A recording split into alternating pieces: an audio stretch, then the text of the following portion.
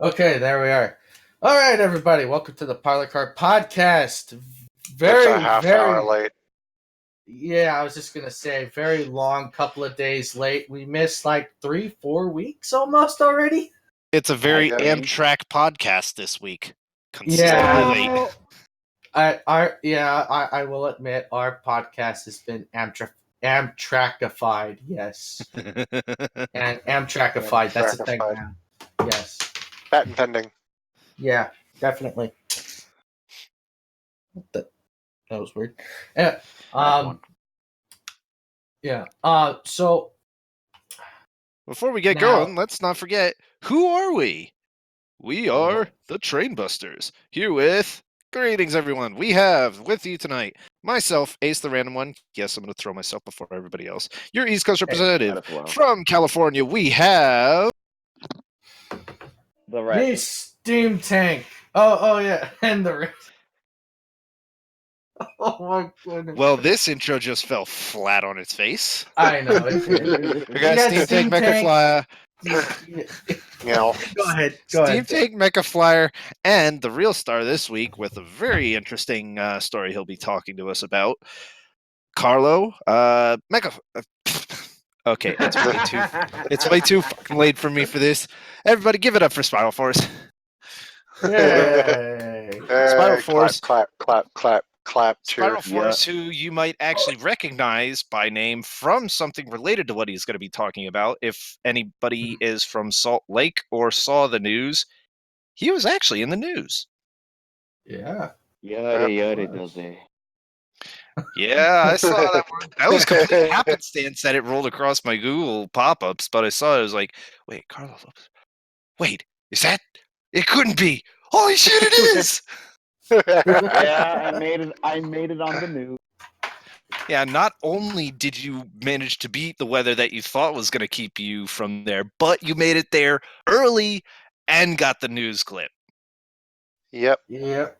You Man, did. talk about going all the way. Anyway, I won't be the one to tell the story. It's not my story, believe I'm just the me. one who watched it.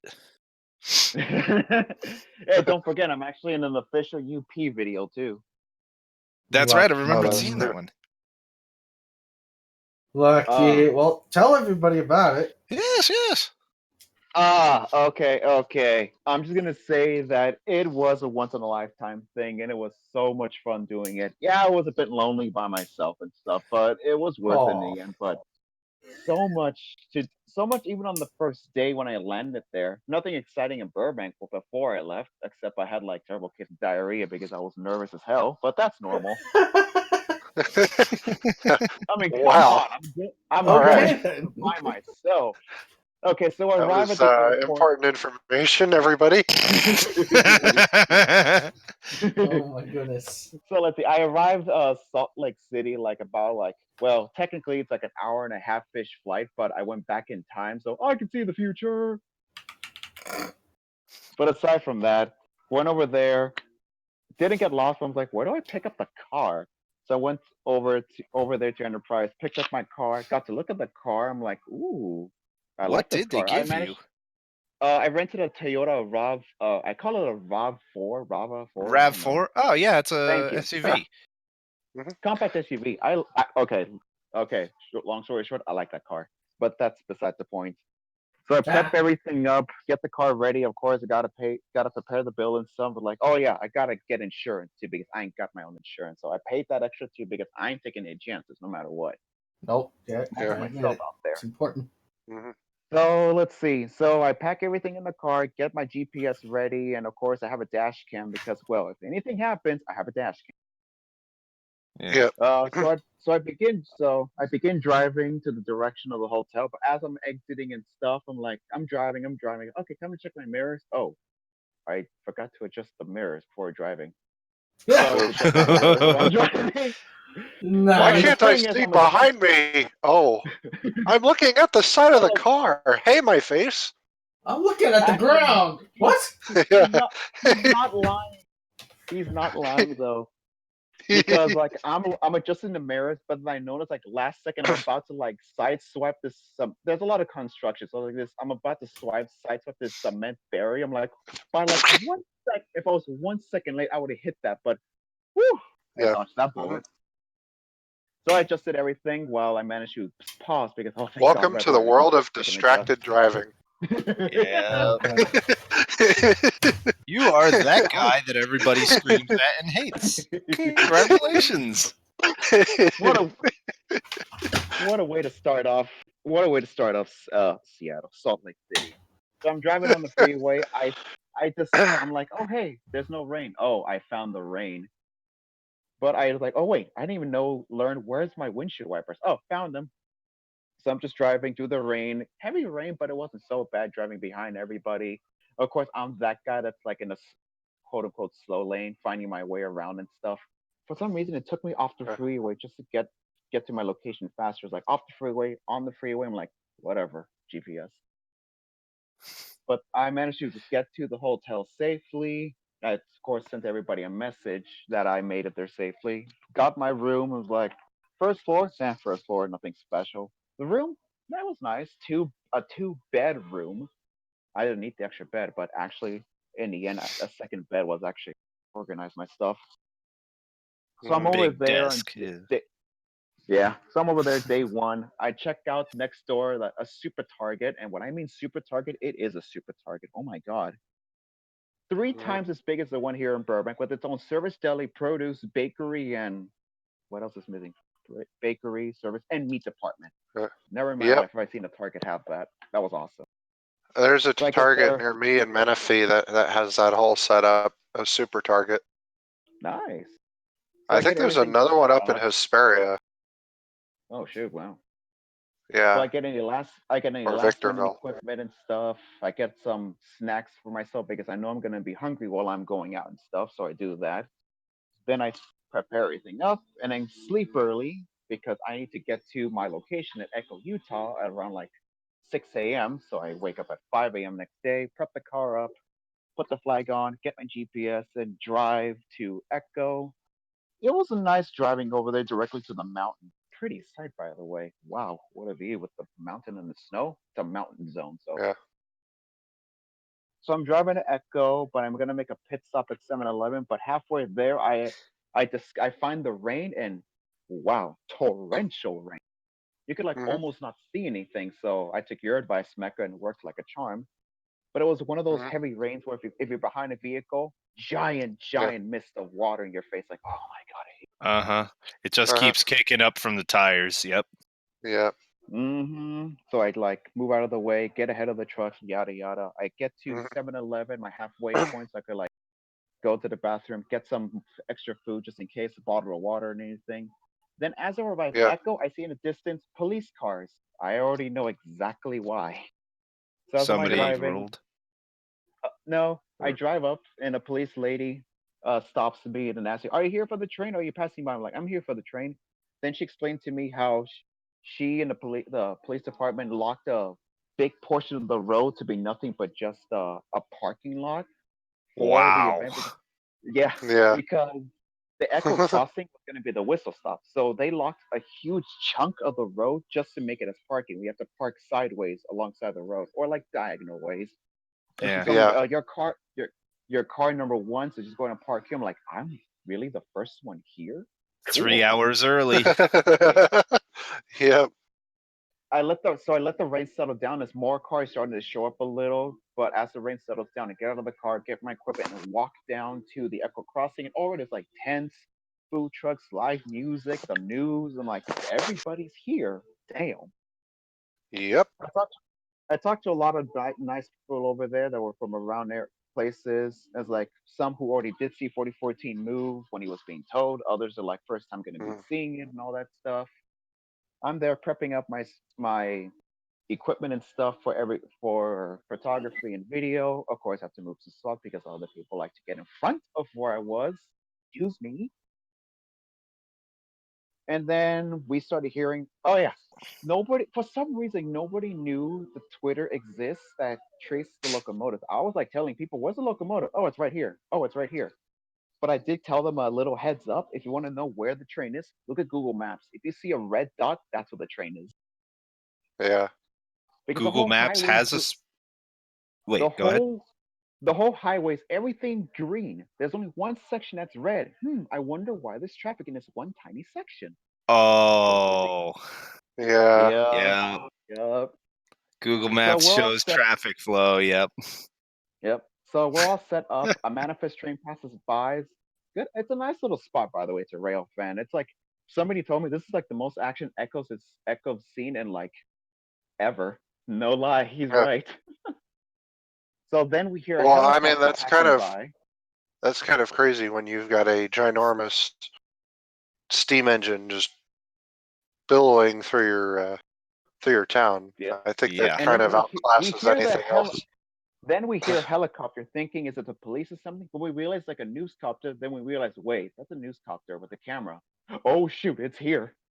And then we just see the big puff of white smoke, and there he is, coming in slow, and of course Yep. blowing that whistle. Holy cow! That okay, Was this? that compressed whistle is nothing compared to the pure steam whistle of the big boy. I felt it in my chest. Yeah, well, I think it was either your video or somebody else's that did a back-to-back comparison of that compressed air versus the actual steam.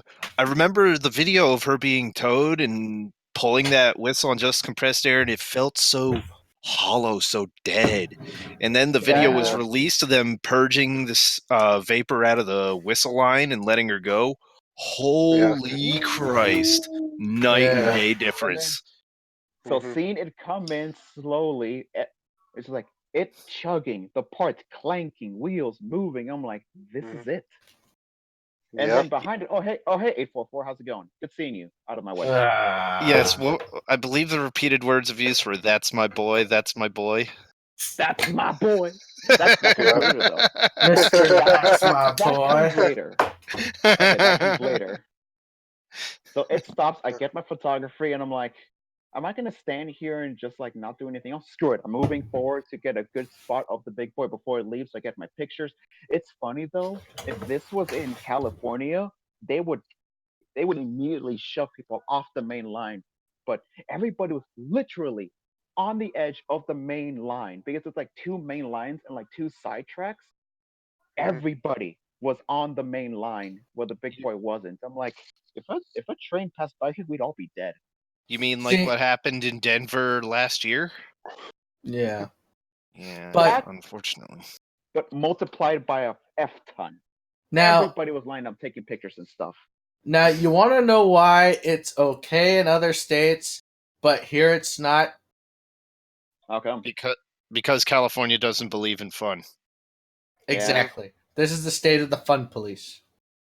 So of course I get my shot. I have my live stream because of course I want to show this off to everybody who's unable to be there and stuff. Taking the photos, and then watching it move in. Then of course we hear the good old toot toots and the 844 toot toot. I'm like, oh yeah, I forgot you existed there, 844. Nice seeing you. Okay, bye. Oh, you were one of the guys who wasn't clapping when the CEO's like, "Come on, let's give her more than that." Yeah. Oh, that comes later. That comes after. Uh, So it leaves, and just Mhm. seeing it start and just move. I'm like, this Yeah. is it. Seeing both steam Mhm. engines huffing and chuffing, I'm like, dang man. And then Maybe as you it could. leaves, Maybe you could be the one to verify, but from what I saw, 844 was never in gear. She looked like she was just idly being pulled the whole time. she was in gear, but 4014 did most of the work. They were both in Yeah. gear, Yeah. but they let 4014 do the most of the work. So then as it leaves, I'm like, am I gonna pace it? Absolutely not. You're So gonna I lose get your in the spot. car. Yeah, exactly. So of course I let it leave. I get back to the car, sit down for a minute, thinking to myself, what am I doing here? Yeah. you're having fun. And then yeah, exactly. So then I'm driving back to, I say driving back home. I decided to go to Ogden Station, see if I could beat it there. But as I'm driving, what it takes like a 45-minute drive from Echo to Ogden took like an additional hour. Ugh. And the worst part, I'm like, oh, I gotta pee now. Shoot. So, But I'm Camping like, bottle. no. Yeah, I wish I had something like that. But no, I drive. I made it to Ogden, Utah. I managed to find parking somewhere, but it was at the station. And then we heard the 4014 was gonna take some time because there was like a lot of people at Evanston. They had to like move out of the way and stuff. So I decided to. It was getting late, so I was like, you know what? I'll see 4014 next day. So I'll go ahead and just leave it at that. But I check out the station. It wasn't open yet, but I could look at the outside. I'm like, wow, piece of history right here. Then I meet up with Nathan, or Nathy as he's known, the other rail Brony. Nice guy, by the way. He's cool to hang out. Nice guy. I meet up with him, so I get to know him. Then, of course, I go back to the hotel, grab some food, and just relax for the rest of the day and just leave it at that. Prep my stuff up for next day. Then comes day 3, the ceremony. Oh my God. I wake up, I arrive there 3 hours before the whole starts, and like, yeah, there's already a lot of people there. I'm not surprised. I go there, line myself up. Of course, there's another line in front of me, which is press only. I'm like, damn it, I'm in my way. Get out of here. I wish I was there. I'm like standing there, all bundled up with clothing, and the wind's just hitting me from behind. I'm like, there's a sun, but whew, was it cold? Well, when you're that high of altitude. Clouds, yeah. yeah, and a mountain behind me and everything. So, and of course, 844 is already there, prepped up. So I'm just standing there looking at him like, were they were by that point? They were decoupled, yeah, because overnight they turned 844 and backed it up to the spot. But 4014 was in the yard to prep it up for the next day. So they did. We're all standing there. So that was what they did. They turned 844, not 4014. I thought so. Not yet. There's like a Y section, so they turned 844 first. So they have her just sitting there, idling, just prepping everything up. They're prepping up the stage and all that. I'm there staring at 844, telling to myself, this is the first time I'm seeing this thing. Will. Then he introduces 844, gives him the stats and stuff, and everybody's like, just quiet. Literally, nobody cheered for 844. I was like, come on, we can do better than that. Wow, nobody cheered for 844. That's so sad. Such disrespect for a locomotive that's never been retired. Mm-hmm. And then he does his little introduction, and of course he radios in Ed Dickens to bring in 4014. Oh, Ed was at the controls? Oh, of course. He was everything. So if you watch the RIB video, I managed to actually catch that and put it on the video where Lance Fritz radios like you. I was like, this is Lance Fritz calling UP 4014, and then 4014. Reply. No, it's fine. He says 4014, and then Ed Diggins like UP 4014 to Lance Fritz. Like, that's how you say it. Yeah. That's how you say it. So they bring it in slowly, but just seeing it in slowly. A good chunk of people left. That's the normies. Let the real people stay around with the show. And then after everything conceded, they started moving equipment around, and of course, you have just 4014 and 844 still face to face. Ed Dickens and the other crew, they were having fun with the whistle. I wasn't able to have a radio for that, but somebody does like 844's whistle very weakly, and you just hear Ed saying weak. And then he blows 4014's, and then he blows 4014's whistle. Is 844 still equipped with the old big boy whistle, or did they re-equip her with her original? No, it's the old big boy whistle. Although hers is very, very higher pitched compared to 4014's low tone, raw tone. Do they both function under the same boiler pressure? No. Yeah. I think Big Boy's is higher. I think that usually all seems like at least close to 300. I think some function down as low as 250. I know. I believe how Big Boy operates, it needs to be higher. Yeah, when it comes because to Big Boy, it's not a Malay, so all 4 driver pistons need to get the high pressure steam. Yeah, they need to be able to get the same amount of pressure. Yeah, because Malays takes the high pressure and it takes the low pressure, moves it to the others. While Big Boy Challengers, they use all high pressure. All right, that's what I was wondering. Are all 4 cylinders direct feed, or is it the linear feed? It's all direct feed. They all just go. Oh, speaking of direct, Big Boy does have that little tiny hiccup on it where whenever the front cylinders, when he chucks forward, you see some steam leaking, but that's an easy fix. Yeah, what is that caused by? I forget what the word was, but it's something they use that they seal within the rods at the cylinders. I just forget what it was called, but it's an easy fix. It's not a big deal, and so they'll patch it eventually. But Yeah. overall, what I've been hearing, 4014 ran like charm. There was like no situations with them. Well, up until she stubbed her toe. Returning home. Yeah, that's that. There's always something with the return home. But yeah, during that day after I stuck around for all those hours, seeing a move equipment around, have both locomotives go face to face and just stare at each other.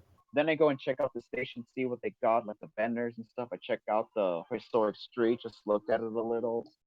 It was fun. They're just standing there watching everything. Then I'm thinking, do I want to go up to Promontory next day? Do I want to stay here and hog more Big Boy and A44? Nah, I just stay and hog more A44 and Big Boy. So then once the sun started to set a little, I started to drive back into the same thing, eat some food, chill, and prep up for the next day. Then comes in day 4, which is May 10th, day of Promontory. Of course, I just go straight to Ogden Station just to chill with the 2 steamers. Big Boy was already moved out of the way because I'm guessing they were going to U-turn him for display purposes later. So then they have 844 just sitting there alone. So I'm like, again, walking up to it, how am I hogging this before Will again? And see, well, now you know how Alex felt when move out of the way because they moved 844 out of the way, so then the crew can get rid of all the equipment that's stuck there on the tracks and stuff. Because overnight, days before, they had these, I don't know, it's like these black lights or something for like a good night shot. Both locomotives face to face, and a nice purple lighting. I wasn't never able to do that, but it looks nice from what I've seen pictures from everybody else. So they moved all that out of the way. Yeah, the purple lighting highlights the details. Yeah. Yeah. And then 844 is just sitting over there. Then we hear 4014's whistle. So we're like, are we going to see it now?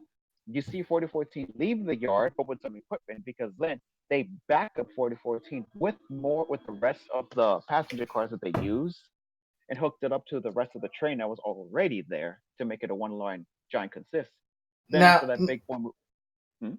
Now, I don't mean to interrupt, but before you continue, I want to mention one thing. While you were there, and I was cringing at the fact so much that I wasn't there with you.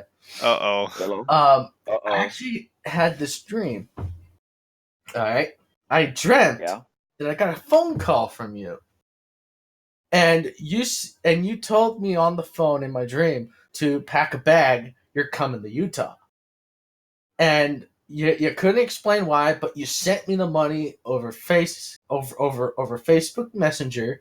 I went, got a ticket, flew there, and then when I got there, you told me who pitched in for it. It was the Steam team, you, and a couple of foamers that were also there. And in order to pay everyone back, I had to help the Steam team back to Cheyenne. I mean, I'd pay to be able to do that. Yeah, that was my dream, and then I woke up and I was kind of sad. But anyway, continue. So then when I see 4014 shoving some equipment in so I get good shots, of course, the one thing that was annoying on that day is, of course, this one security guy. Of course, the security guy, he is built. I mean, if Big Boy was a human, he'd be it. He was like a swole boy security guard. So it was I me. think it was what? You didn't see me at BabsCon, so you don't know, but you don't know what I'm able to push around at this point. Deadlifting 250 pounds. So, of course, he's, security and guarding, the stuff. But the problem is like he had to walk literally right in front of 4014 where we need to get good shots. Oh, so many people couldn't get good shots because he was walking around and stuff. I'm like, oh my god. I hate that. That reminds me of the time when we were filming Big Boy in Pomona. with the sheriff's department walking up and down the platform, none of us could get good shots. Yeah. They were just kept walking in front of the camera. I remember one time I was trying to get a good angle from down on the ground, and I was kneeling down, looking up at the camera, and then all of a sudden, this one sheriff just comes and stands there, and all I have is a shot of his butt. Pretty much, he just didn't want to move, and I'm like, "Fine, I'll move." Yeah, but Trying to yeah, think. I know I it's feel a you there. certain distance away from Mm. the airport, but were there drone limitations? I would imagine. The only thing about flying drones over railroad property is you can't fly it over the rails. Sorry about that. Directly over the tracks, yeah. Yeah, you can't fly it directly over the tracks. You can't even cross over the tracks because it's considered Railroad property. not necessarily that. It's considered actually a no-fly zone. I think. I'm not sure. I think it's more like a no-fly zone. I But think. let's see, I what don't else? know. I'm not an aviation expert, so I don't really know. That's just what I've heard. So I feel I could sorry be for those who were able to get good shots of 4014, but I managed to get good shots and video of their moving equipment. Then they move in 844 with the diesel and hooked it up. And then lastly, they moved 4014 backwards. Luckily, I was able to get really good shots of it alone without the security guy being in front of it. Swear to God. Because then at the same time realize not only they're prepping up the big boy in 844 to display, they're literally prepping up the train for when it leaves. Because here we thought 844 is going to lead the trip back home. No. Dickens said 4014 will be leading up back and forth. So he's going to be the one leading them home. And it makes more sense to have it that way. I mean, you already have it ready to go. Why don't you just leave it like that for display? Yeah. So then we see the display open. So I walk to the station and I see, okay, I can walk in easy. Walking up beside the consist, I see the diesel. Then I see 844. I'm touching it, telling myself, well, this could have been you. Stop it! Killing me. Jesus. I go see 4014. I see her face to face and I tell her, pleased to meet you. I won, Will. Well, you say that, but I still have all of you beat, keep in mind. Yeah, it's true. Then, of course, I walk up slowly. I see the tender. It's like, you're not 4014s, but you know what? You've done good. 37, 39, Actually, wait. No, you have not won me yet. Okay? Because you haven't been let in a steam locomotive by Ed Dickens himself. Have you taken a ride down the hill on the footplate of a working live steam locomotive? Not a steam locomotive, but I have of a diesel switcher. Then you haven't beaten me yet. Not yet, anyway. Yeah. That was an hour and a half of awesome going down the hill on V&T number 28. Ooh. Standing on the footplate from Virginia City all the way down to Carson. No, you just hung on to the grab iron and rode the footplate all the way down? Yes. Wow. In the cab the whole way down. Wow. And it was just by happenstance. A year prior, I'd gone up to the guy that had a SW, I think it was like an SW2 or something, real small switcher diesel that they have. Their D2 diesel. And I asked him, hey, just off the cuff, hey, mind if I get a cab ride down? He's like, oh, well, $50 and you can. So I said, no, I'm just going to go spend it with my mother because it was the Mother's Day train ride. So I just ended up going back, sitting in the car and going down. So that year was 2017, I believe. 2016 or 2017, the last year that my mother and I did the Mother's Day train ride to and from Virginia City. They had number 28 pull us up to Virginia City, which is really cool.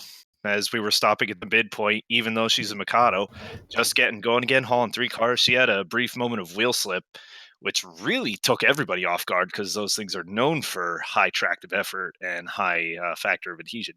But anyway, we get up to the top. We enjoy our couple hours in Virginia City as they're getting her moved around, ready to go down. And I figure, you know what? To hell with it. I'll test my luck again. So all the steam crews sitting just outside 28's cab, just kind of mulling around. I'm like, hey, mind if I hitch a ride down to the base? you got a ticket to ride up? Yeah. They look at each other. They call the conductor. Is it all right? Does he have a ticket? Yeah. Yeah, you can. They look at me. You want to ride? Oh, hell yes. So as we're getting going, some guy who had seen my mother and I taking the ride up asked my mother, because he remembered me, hey, where's that other guy? Where's your son? He's like, oh, he's riding in the cab. Apparently, this guy threw a shit fit in the middle of the train. He's getting to ride in the train. Man, if we stop at the halfway point, I want to switch over. And apparently, he talked to the conductor. He was all set to get a hold on the radio with the engineer and fireman and everybody else and say, hey, at the midway point, we're going to swap out guys. They didn't bother stopping. And I found out about this by the time we got back into Carson City. I did not see the guy when we got off the train, but I'm kind of thankful for that because I suspected it probably would have ended with broken teeth. But in the meantime, yes, I was sitting on that 120-degree plus hot foot plate, just standing there talking with the crew all the way down the hill. You cannot beat that for excitement and fun. And that was just going, that was just at 15 miles an hour or so going backwards. The V&T is a very slow railway, partly due to her grade, but also due to the very sharp corners that she goes through. So, no, she doesn't move fast, but it's a steam train standing on the footplate of a steam train for an hour and a half. Yeah. You got some work to do. I need to try to do that 4014 one day. Oh.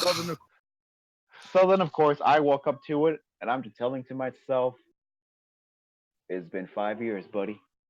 I touch. It's been 5 years, my friend. And you have that instant Slumdog Millionaire style flashbacks of the series of watching the events unfold to get to the present day. Yeah. But it was a trip just seeing it again in person. And of course, you have everybody else there enjoying themselves. And I'm like, yep, I made it. Then, of course, it posts a tweet on the RB Twitter and everybody else is playing them. I did it. Mission accomplished. No, it's not mission accomplished. It's hashtag done. Yeah, that's what I did. Hashtag done. Since that is what they said once they confirmed the completion of the Transcon. Mm-hmm. Just a message. Done. Done. Although, technically, I believe as the original part also went when they were doing the final driving of the Golden Spike, they did one short tap for each hit of the spike. I believe they had it wired up so that one wire was attached to the spade or the maul, and one was attached to the spike itself so that when it hit the spike, it sounded off one short hit on the telegraph wire. Yep. Yep. The sounding of the driving of the last spike in Transcontinental Railway. Yeah. And you were there firsthand to see all about it. Well, yeah, he was there for the actual event. I am super jealous of that, I will admit. I mean, yeah, I didn't go to Promontory, but the trade-off of not going to Promontory, that's how I was able to get those epic shots of A44 and 4014 with the mountain side in the back. Yeah. I'm like, you know what? It was worth, because you know what? Promontory will always exist. That's never going to change. But 4014 and 844 in one spot, face-to-face, or back-to-back and stuff at one spot, that's once in a lifetime, so screw it. I'm here for 4014. Yeah. That's pretty much that was my mission. So I spent almost all day just enjoying myself there, just spending time with 4014. I'm actually kind of surprised that they did the event at the station / museum and not literally at Promontory. There's no tracks that connect Promontory anymore. The only tracks up there is just the tracks to the museum.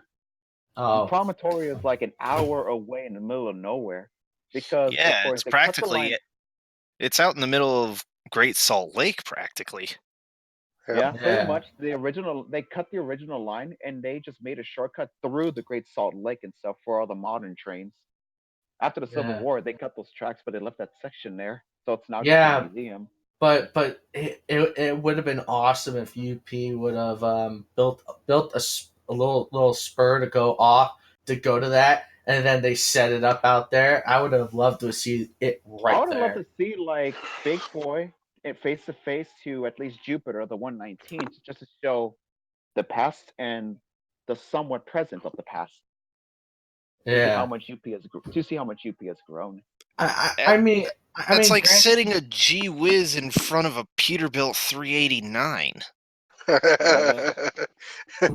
No. That's like sitting a tin can next to the Eiffel Tower. Oops, live stream's offline. It is? It is. No, it's still streaming. It is. Yeah, it's still going. Oh, there it is. Okay, there it is. It's back. Yeah, it's still going. Okay, so let's see what else is there. Besides, So- I went. Oh, wait, what? Go ahead. Okay, so after that, I go back to the. Oh, go back home. Dang it! Go back to the hotel a bit later than usual, but just to relax and everything again. And then I prep literally everything up because the next day, that's the day I fly back. But I purposely made my flight super late in the day because I decided I'm gonna go see 4014 once more before leaving for good. Well, you'll see her soon enough, only I suspect from what Will makes it sound like, she will be seeing you instead. So I go over there. Oh, and that's when I see Griff and Foamer. Oh my god. Griff, yeah, here's the thing though. I knew about Griff's little plan many days before, but so he snuck out of California for 4014. I was the only one that knew. Well, probably Foamer too, but I mean as us. Yeah. But yeah, I find him and I find Foamer. They go off to their foaming shenanigans because hey, they're foaming at a new state, so let them do their thing. So I go over there, stare at 4014. They open up the display so we can go see it again. I walk up there just to go see it once more face to face. 844, it's been nice seeing you. Say hi to Will for me once you see him, okay? Okay. Stop it. Stabby. Stop. Stop killing me. Get the final goodbyes. I call my pops up on video so he can see what I'm seeing and stuff, so that way he'll know what to expect once it hits California. Then of course it's time. You gotta stop while you're ahead, otherwise he's gonna drive his ass over to your house and beat you for this shit. I'll have my payback. Okay, this is payback. Okay, one, this is karma for what I did to Buffers.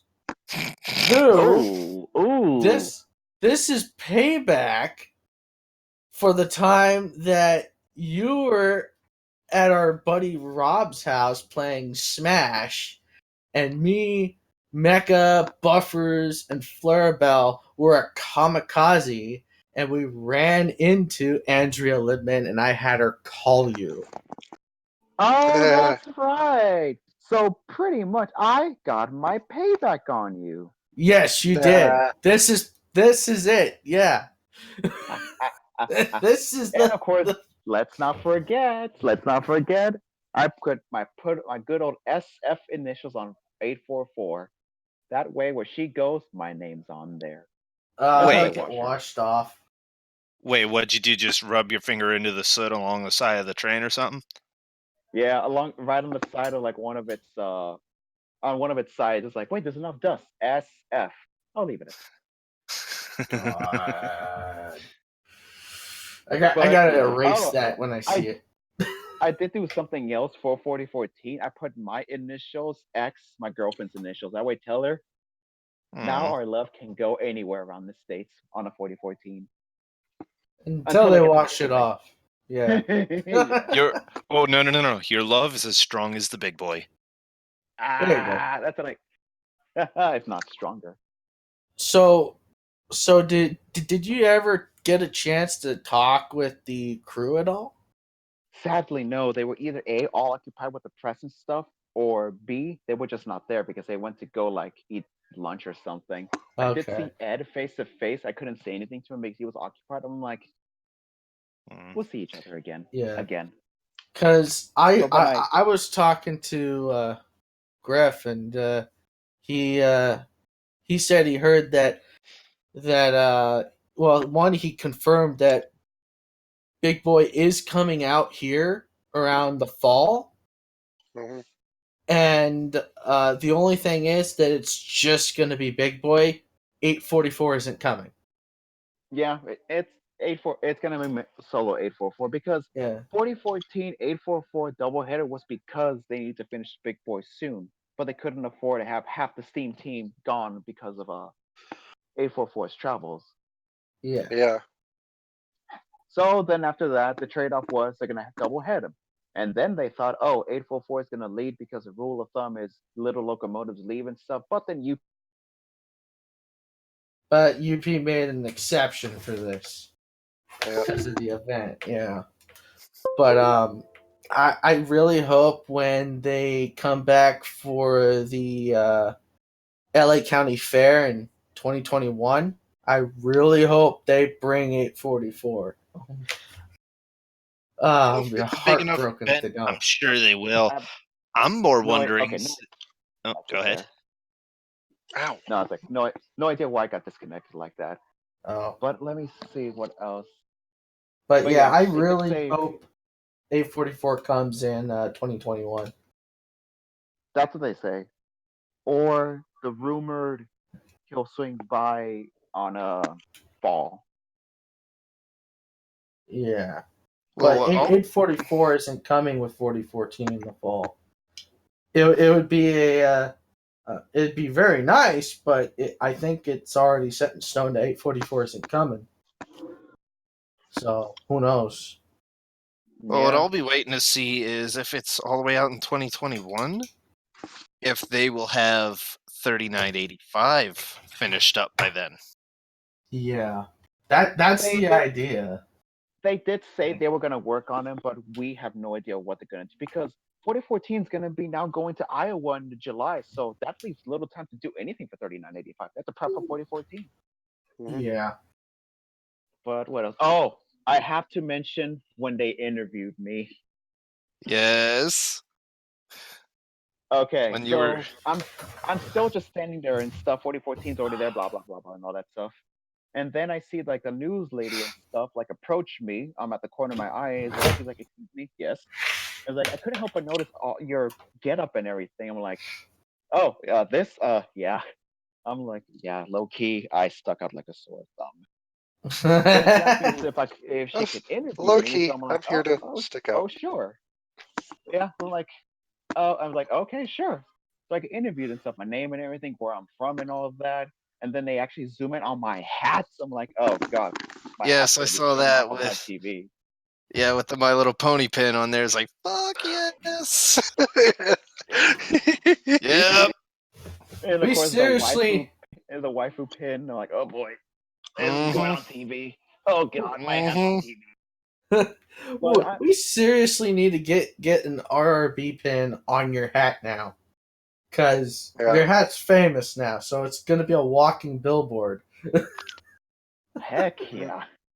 I mean, yeah. I mean, I answered the questions and stuff and everything. And then then I finally find the video. I'm like, okay, what did they use? I'm like, oh, they used this and this. Like, okay, cool. But yeah, 3 hours waiting for 4014 in the cold Mhm. wind. Am I crazy? Yes. Yes. Dedicated? Yes. I The don't know what else I badass can say thing about that about though. your interview is that it was the leading interview in that whole Yes. segment. Yeah. So they talked to you first. They Yeah. yeah. That's What the do you big want part to about it. bet, though? Part of it is because the same thing that I thought when I met you back in 2018. Oh, there's no way he's a year older than 21. Mhm. They probably Oh, thought it was yeah, somebody that's true. really, really young who came a long way for something like that, when in fact you're older than I am. That's a shock, Yep. I know. But yeah, I got interviewed. I still can't believe it. And I send the video to my folks and stuff. And my dad's like, "Oh, hey, showing it off to his coworkers." I'm like, "Oh my god, Dad, really?" Mhm. He's my And then son. apparently, He's me, mijo. and it, he's right actually. And then of course, Gary's mom at the LALS bring me. She tells me that apparently it was in in our news. I'm like, really? That was only in Utah, but apparently it appeared here too. Yeah, But it appeared all over the United States. God damn Yeah. it! My hat's everywhere in the U.S. now. Good It, lord. it's probably already by now been seen overseas as well. Yes. Ah, great. Well, Great. considering that I found it on Google, and anybody who's interested in 4014 very likely saw a link to that same article. Yeah. Now, I'm curiously wonder if I go ahead and type in whatchamacallit, UP 4014. I wonder if your hat pops up. I Nah. you go ahead. I doubt it. But now it's like good to know that I'm like a to the to the news lady and stuff that she sees me as like I'm the big boy fanboy. I'm like, yes, I am the big boy fan. Yes, that's how it's supposed to be. As you're there And wearing your red and blue the blue Gurren Lagann jacket, the Gurren all Lagann that. jacket, I got the hats and everything. Got the little I got the little Haneo there. And I love how the UP's video where I'm in there, it's like I'm the center. Because if you look at everybody else, everybody's dull colored. I'm the only one that sticks out like a sore thumb with a bright blue color.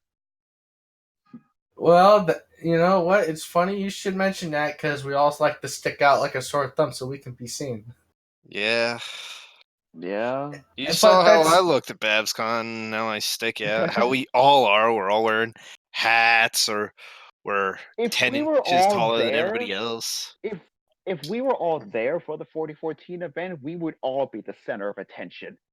Oh my Yeah. god, yes. Yeah. And I you know, guarantee for you. something like that, I would have showed up as Arthur. Oh, there's no way in hell I would have passed up that opportunity. Well, I Yeah. mean the way the outfit is, I mean, it's not that far off, and that I sort know, of it would like have been clothing attire. It would have been perfect. It would have been That is very true. appropriate for that event, and because of the timeline. Oh my god, yeah. That is true. Oh my god. But Well, I mean- after landing Because After figure landing that clothing safe home, oh style boy. didn't really change until the early 1900s, like 1905, when it really changed out to the more Slightly more 1920s. modernized, yeah. Yeah, the Roaring Twenties look. Yeah. So Ooh, Yes. nice. Now that Yeah. would have been during Arthur's younger years, technically, because he was, I think, in his 30s by the time 1899 Red Dead 2 happened. So he would have been quite a bit younger, but yeah, still would have been period correct. yep. Yeah. So I leave 4014 telling it, I'll see you soon, buddy. With a little tear in my eye. I'm like, I'll see you soon, buddy. I have to leave That's you my again like I left you last time. That's my I'll boy. see you again. That's my boy. Hashtag that's my boy. Make it a thing. Oh. No, but okay, yeah. When I look back at my video, I'm like, God effing damn it, really me. But then again, it's me. All right. I mean, Can we get witnessing- like a T-shirt of Spirals OC touching Big Boy saying "That's my boy"? No. If you're gonna go that way, it needs to just touch tips. Touch tips. Oh my god. No, I want no. Somebody give me one of my OC. Yeah, somebody give me one of my OC touching for 844. Say you mad? Oh gosh. Oh gosh. But I go to the airport. I arrive like 4 hours ahead of flight time because I wanted time so I could return the car and stuff. Because I'm like, oh wait, now I gotta figure out my drive back on how to return this car. Dang it! But I Well, managed to get back on time. It's leave the pretty car. simple. Yeah, usually they It have is. airporters to get from rental lots over to the airport. Yeah. Yeah, I saw my way around. Like, okay, this is where I go. Drop off the car, drop off the guys, like fill up the gas and stuff. I actually did the thing where I pay a certain amount where doesn't matter how much gas is left. I just pay this one set amount. It's like $4. I'm like, oh, okay, that's cool. Oh, that's pretty I did cool. that. Yeah, so Yeah. like I did that, paid everything. So like that's done. I checked out. I of course booked out of the hotel before I left and stuff. That was done. Mhm. Then of course I did that.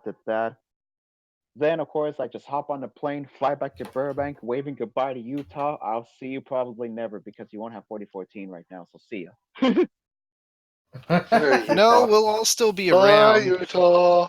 We'll all still be around by that point, long as everything works out. In 50 years, we all No just go back lie and do though. it No again. lie though. Utah felt like a nice place to visit and stuff. It was nice.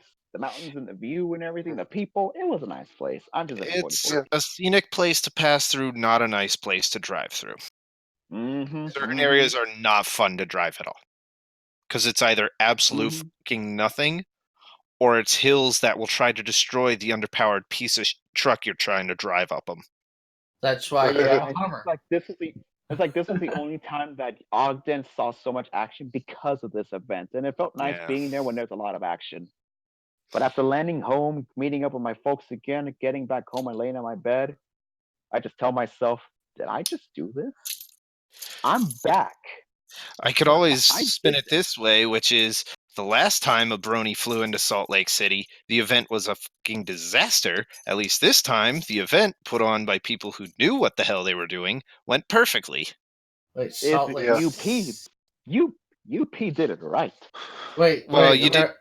there was a pony event in Salt Lake City that was a disaster? Yeah, this last Crystal I Mountain might- PonyCon, the last day they opened it to the public because they had nobody there. Oh, Yeah. shoot. Yeah, Wow. Crystal Mountain PonyCon is dead. Everything was dwindling, and this year was a disaster.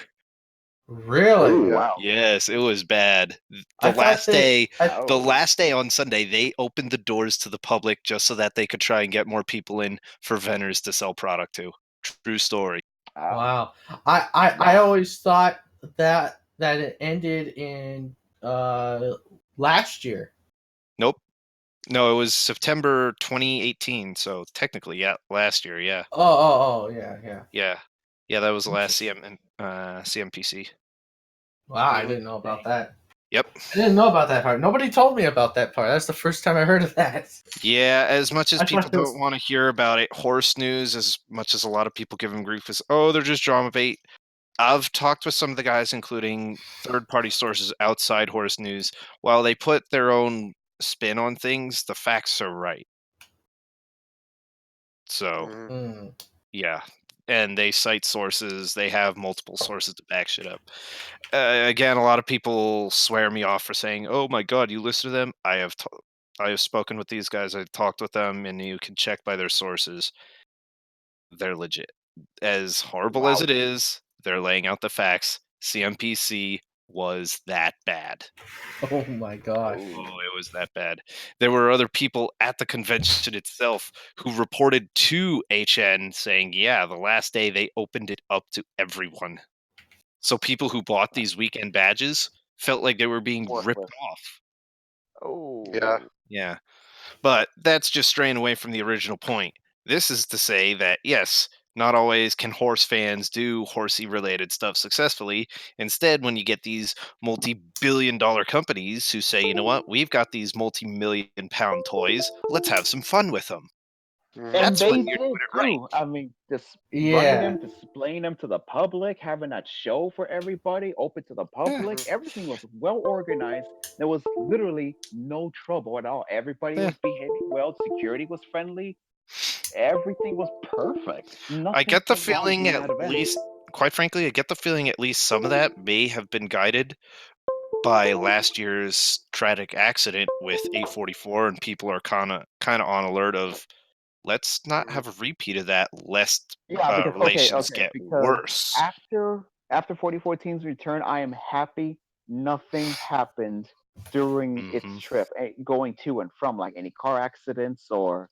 Well, Yeah. I remember seeing people posting small clip it videos and stuff on the Union Pacific group, the official Union Pacific group on Facebook. For those that may not know about it, there's actually an official group. I can post a link to it or something on the Facebook. Is it the UP Facebook page for Steam? You might be able to find it on UP's actual site. I mean, not their site, but their Facebook page, maybe. I don't know. I haven't looked. But I remember seeing those videos, and I commented on them. I would comment on each one. Stay off the tracks. You're too close. Oh yeah, I've seen those. Yeah, Mhm. because like But no, like people be standing on the ties or in the between the rails themselves, and that's never a good thing. It's never a No. good But thing. luckily, everybody behaved. I mean, yeah, there was traffic and stuff because of chasers and pacers. I am not surprised, but other Yeah. than that, that's just the only quote unquote issue was the traffic. But other than that, there was nothing serious, nothing big. The only Hmm. hiccup was, of course, 4014 stubbed toe in its return trip. Yeah. Ouch. Yeah, But that's what that you had get to when hurt. you have That such a hurt. massive locomotive on rails that are designed for completely different rolling stock and motive power, trying to Yeah. negotiate modern UP everything. But UP did say that during the whole process of 4014 and stuff getting ready, they actually did go through the entire line I was going to travel, and they maintenance the heck out of it. You know what I this believe is, right? This is Steve Uh-huh. Rogers being picked up from his His deep frozen. freeze hibernation, dropped in modern society, going, okay, this and that is the same, but everywhere he steps, like, shit, this isn't the same. This isn't right. yeah, Yeah. None of this is right. they $5 maintenance the says you hell ain't out of the seen track. nothing yet. um. Gosh. What was it again? Oh. Now. Okay. I know I lent you the GoPro and a few things to use. How much did you use the GoPro?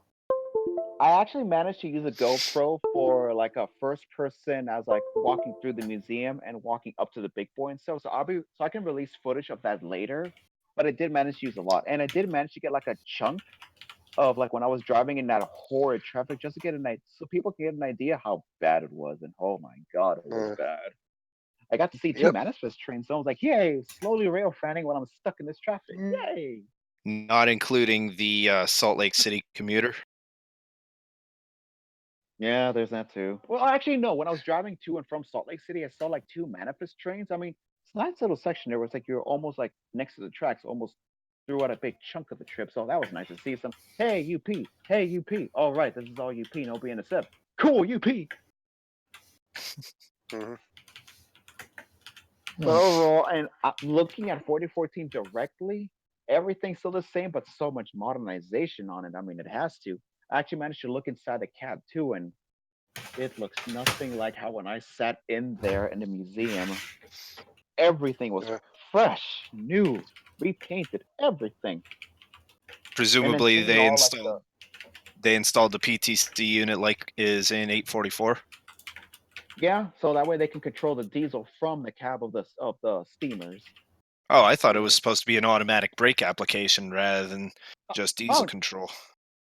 nah, they just have diesel control. That's what they usually do. All The right. PTC Yeah. they just leave that for the diesel.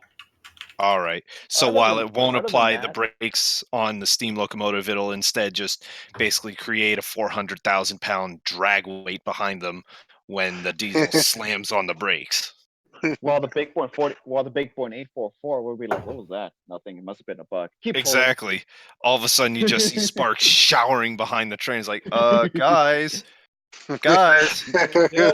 Oh, hi. Hi, waving folks. Heck, we can't hear you over the chugs and the sparks. Why are there sparks? Look in the rearview mirror. Oh, something's smoking. Oh, Are you sure we're not just dumping ashes? I think so. Why is that one on fire? Oh, we burnt the tier 4. That's funny though. It's like you have the entire consists of old ancient machines and equipment. The only thing new in there's a tier 4. That's the only thing that's new.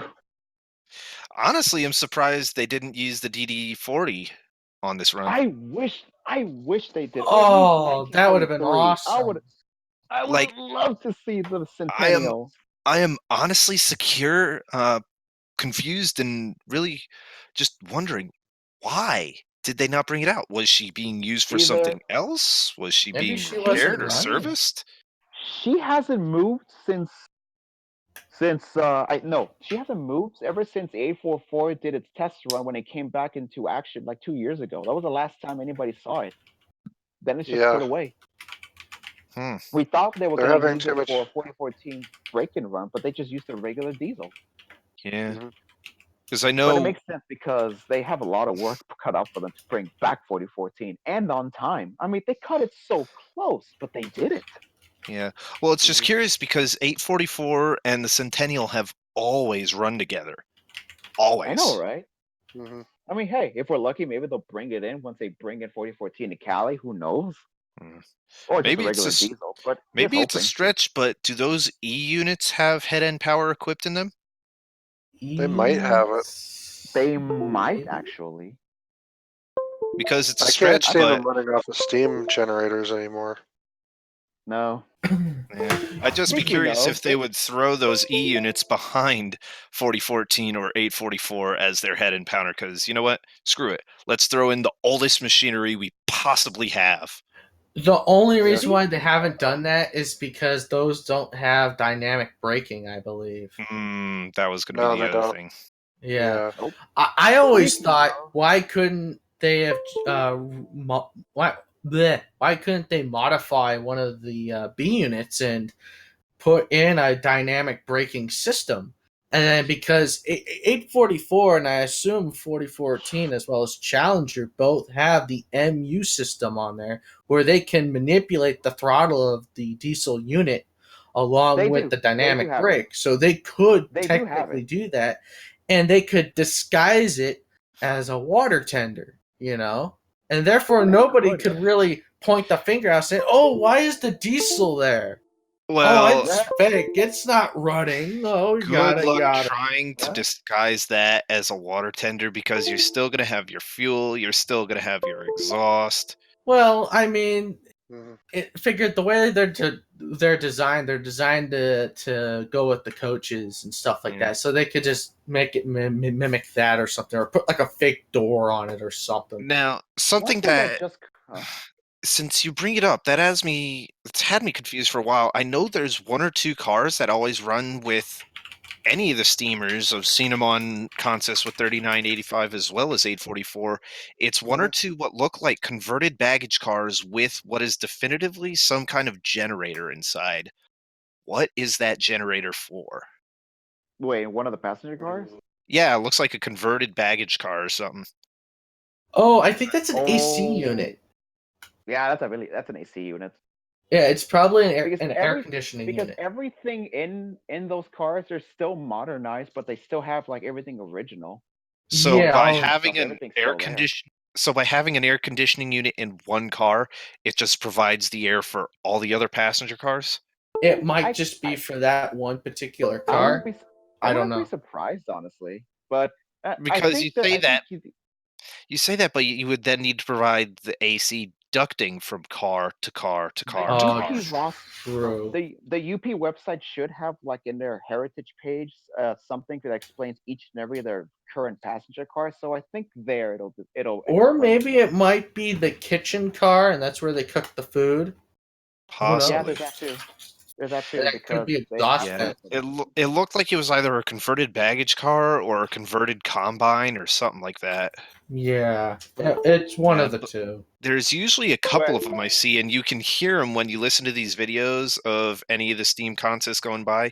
You can hear the chuffing of the whichever steam locomotive is in use. Then you hear their head end power unit, and a couple cars later, you hear that distinctive diesel hum of another generator. Yeah, I hear Hmm. that too. I should watch that. Also, Will, did I also beat you in seeing a turbine for the first time in person, even though if it's in a museum? Yes, you've seen a turbine in person before me too. Stop running Damn, away, Mom. Oh, I this get is to see getting a worse and worse. turbine. I get to see a turbine before you. This is just turning into roast-a-thon. This is turning into roast steam tank. Oh man. Turning into it's always a roast steam tank. Oh, Applejack's a Mecha, background pony. I think Mecha Uh, got you back after when you said that to him. I think now Mecha John's getting you back at that. Actually, I'm doing it for him. Mecha, let me Mhm. handle this. I got the 844 dust on my fingers for the rest of my life. I'll handle No, but also what hit me also that made me miss home is that SP Diesel actually had Los Angeles on it. It was a Los Angeles unit. I'm like, Mhm. really? Really? You had to hit me that hard from home?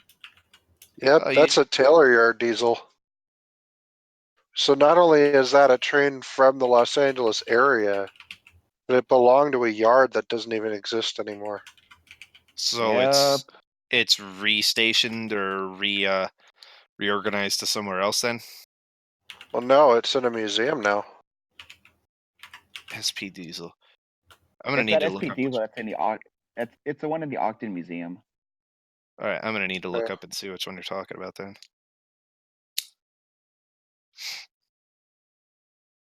But overall, in the end, it was worth going to that trip. I would have hated myself if I didn't go to this. It was Yeah. worth it, yeah. Instead, I'll just drag your ass out to the East Coast either in August or you're coming with us next year to San Francisco again in April. Yep. Mhm. So hopefully, once they announce the 4014 trip to California, let's just hope it won't be a one-man team thing again. Yeah. I was able to Yeah. do so much. I was only able to do so much as a one-man army, but I managed to get good enough footage enough to make a video off Yeah. of the RRB. So Now you I know mean, how I feel when I was chasing the 3751 to Fullerton when it was going oh backwards. god, oh I can only Steam imagine. only. Steam Yep, only I can only backwards that imagine. one time. Oof, I Yeah. remember that. Yeah, I had literally my camcorder out the window looking at it, and then I had one hand at the wheel, wasn't even looking at the locomotive, and I kept it in frame perfectly the entire time. I have no idea where that footage is, but I wish we would post it by now. We gotta Yeah. find that. I have it somewhere, I think. I gotta find it. Oh, and I thank Griff for allowing me to use his footage of 4014 into the RB video because it's nice to get footage of it running. I mean, yeah, almost everybody on the Facebook page of the UP group has running footage and stuff, and I'm like one of the few that has like standing still, moving slowly and stuff. But it's good to see some pacing stuff. But Griff did an amazing job beating Yeah. everybody to the punch for those spots and everything. He did a Yep. really good job. Lucky guy. He's been doing this a little longer than we have before we even met him Yeah. when we started. But So an uncharted territory for us. I give him props. it wasn't his first time out there. He's been out there before for like a couple of concerts and stuff. Yeah. But Oh, that makes a yeah. lot of sense. That makes a lot of Yeah. sense. 4014 might as well be the concert. Yeah. Be a concert. It is a concert. It's Yeah, the after that equivalent of turnout, the Beatles.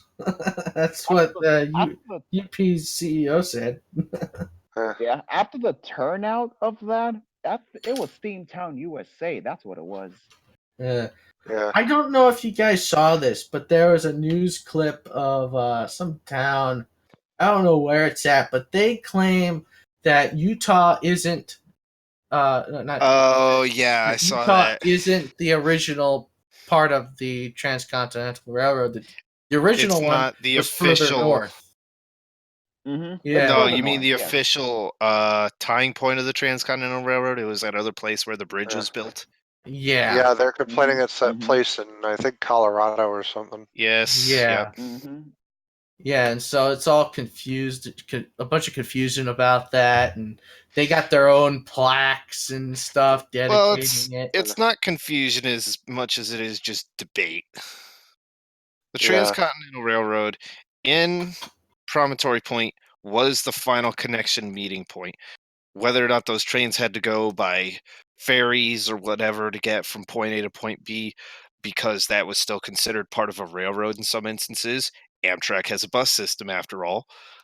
Or Yep. if it was however it was the official meeting point of the Central Pacific and the Union Pacific.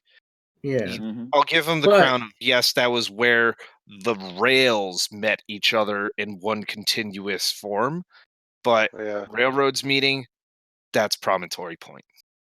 yeah, Promontory, yep. Mhm. yeah, actual trackage being teed together in a single line. Yeah, I still amaze myself how the route where I followed 4014 and all that stuff, that's the route what they originally ran. I was in the home turf of the big boys back in the day. Yep. Wasatch Mountain Range. Yep. But overall, worth every penny, even though, all right, time to pay the bills. Ow. But that's what money was saved up for.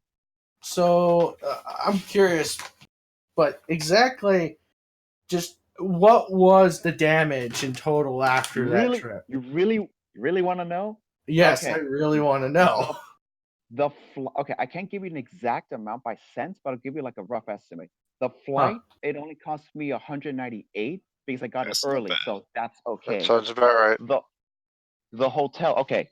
The story with the hotel is I booked a hotel already, but then after 44 UP released the official schedule, my hotel days were a bit off from what I wanted to do, so I managed to find a new hotel.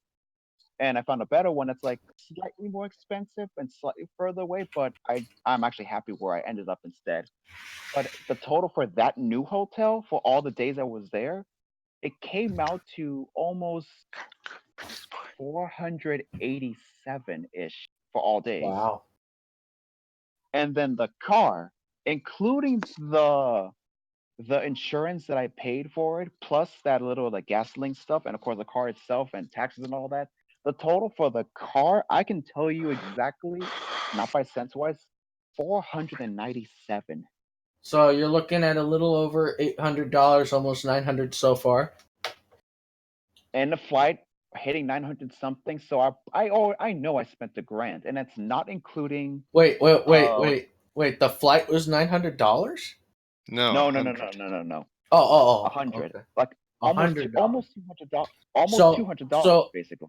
Actually, a little over $1,000. Okay. Not including, of course, food and swag and stuff. And swag from over there.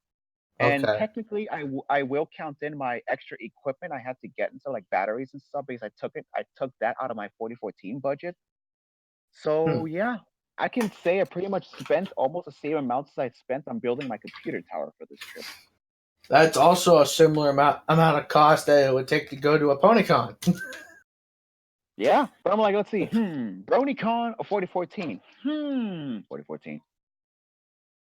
Well, I mean, that's in this case, why. Yeah, I had to. I mean, that's pretty much why I couldn't go to Babs, because it was either one or the other. Mm-hmm. So I'm like, you guys handle Babs. You guys represent the RB. I'll represent it in my actual turf. 44. However, next year is a different story. You're going. Yes, I know. We need all hands on deck. That talk will come in. That talk for that will come in later. But in this case, for this year, it was worth not going to Babs, but going to see 4014, and it was worth it. I mean, come on, I was on the news, full name and everything. I did not expect that. And the UP vid. What is this? Oh. Man. Okay. Hold on, beef jerky. Move? Okay. What? I have beef jerky. Sorry. Okay. Really quick. Brony Inspector in the top chat on the stream asks, when will the RB when will the RB do a BabsCon meet and greet, pretty much? You know, the meet and greet. We were going to do that one. Yeah. You guys explain that one, because I wasn't there for that. Yeah. Oh no, a party suite, party. An RB party. Not a meet and greet. Party suite? I don't know. That's going to be a little difficult. We have to talk to people about that. The problem is you need to basically book a party room like everybody else is. And more or less, it's become essentially tradition for certain groups to get those party rooms. So unless you're using a suite of your own during the convention and you're willing to convert that, you're really just stuck going to somebody else's party. The best you're going to get really is when we do that meet and greet thing in the Silver Span Salon. Yeah. which would have happened had people signed up this year. Yeah. Yeah, a lot of people didn't know you need to sign up for the meet and greets. Even though this we is only, the second year of doing said meet and greets. But we also only had not a lot of. we only had 2 people signed on, and both people were basically with us the entire run of the weekend. So it was like, why are we doing a meet and greet for 2 people who have already been with us the entire time and have the ability to hang out with us pretty much whenever they wanted to? Apparently, Brony Inspector says that he's the one who throws the /MLP party. And /MLP party. Wasn't that the one that had certain alternative products also being sold there? I don't have the stream open, sorry. But yeah, if that's the party that I think it is, that wasn't very long lasting. I know there's some that have come and gone, but for the most part, the parties... he said it wasn't this year. I think it was like maybe a year before, I guess. Yeah, there are some parties that come and go, but at this point, the parties that are there, Klingons, Berry Tube, those are pretty set in stone parties. Oh, he said that was waffles that you were thinking of. Waffles /ML. I think like for the RB right now, we're just mostly focused on a panel, B, of course, the layout, meet and greet if at all possible, because the party thing and stuff, we're gonna have to have a long talk about that. Now, if somebody would like to throw it in our honor, that's a different story. That's a different story, and then we'll talk about that another way. But again, the RB, we're right now focused on trying to see what we can do for Babs next year. Now that we're going to try to get more hands on deck this time, because I was MIA and stuff. Hopefully, my girlfriend and I can go. Yeah, we were severely understaffed when we went. If my girlfriend's able to go, I'll be able to go too and stuff. I don't want to leave her behind and stuff. And the more hands, the better. Especially the date on when BabsCon is. Day 1. One of them is being April 10th. But again, it's all pending, but we are in the middle of talks and stuff for panels and all that, what we want to do. But we'll try to see one of the big things we want to do is we want to have more interactivity. There we go. Yes. Let me put it out there for a few people. Since the last podcast and this was brought up, I can say I have begun work. I have started my bit. And although video footage is being produced, I will be waiting until the thing is completed, at which point my plan is to have the videos professionalized, finished out, and I will be sending them off to our RRB media professional, Garibalde, and leading up to BabsCon. Once we get the final official okay, I will have them uploaded to the Railroad Bronies YouTube page on a weekly basis to lead up to the convention, so you know what to expect. Now, I remember in our very last podcast, we had like literally the week or the day when we got back. That's when that whole thing unfolded, Mm-hmm. I will say this though, like from the last panel, like the first one we had at Babs and stuff. The one thing I hope none of us do not do another Q&A, because those trivia questions about history and stuff, nobody's gonna know about that. I don't know if you saw the whole thing that came up this year, but Gary has this thing about asking questions to start off the thing. Garibalde, I love you, man, if you're seeing this after the fact, but we got to stop that question thing. That ate up half the panel this year. We already started late for it.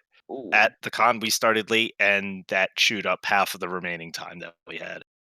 No more We need to try to find like a balance. Plus, also, we have to interact more, because no lie, the Equestria LA panel, that was highly interactive. We got a lot of people engaged because of that. Well, that's what he was trying to do, was get something engaging with everyone. But what it ended up coming down to is choose a VIP. We're now going to pit them against each other in a battle to the death. How does it even relate to the panel? I'm sorry, Gary, but what? Yeah. Yeah. Well, we will make improvements and plan this stuff accordingly and try to do Yeah. the best that we can for our panels. Well, a Lay lot out like different story.